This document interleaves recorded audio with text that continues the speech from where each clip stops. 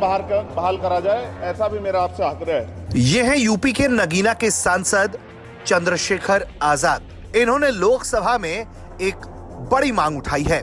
इनकी मांग है कि देश में चमार रेजिमेंट को फिर से बहाल किया जाए।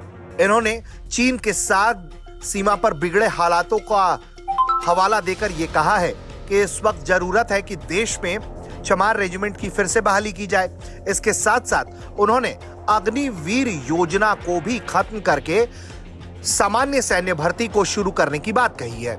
सुनिए उन्होंने क्या कुछ कहा है अपने बयान में। माननीय सभापति जी, चीन हमें आंख दिखा रहा है और लगातार हमारे देश की सीमाओं में घुसपैठ कर रहा है।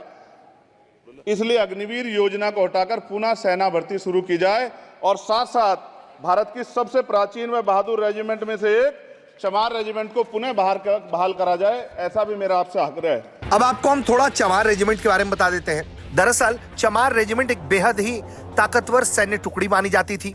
इस रेजिमेंट ने जापानी सैनिकों के दांत खट्टे किए। जापान की सैनिक दूसरे विश्व युद्ध के दौरान सबसे खूंखार, सबसे ताकतवर थी। लेकिन जब बैटल ऑफ कोहिमा हुआ तो उस वक्त चमार रेजिमेंट के लड़ाकों ने बहादुरी से लड़ाई लड़ते हुए जापानी सैनिकों के होश फाख्ता कर दिए। इस बैटल के लिए उन्हें बैटल ऑफ कोहिमा का अवार्ड से भी नवाजा गया था। फिर बाद में अंग्रेजों से चमार रेजिमेंट ने विद्रोह कर दिया। यह विद्रोह तब हुआ जब अंग्रेजों ने चमार रेजिमेंट को आजाद हिंद फौज के खिलाफ लड़ने को कहा।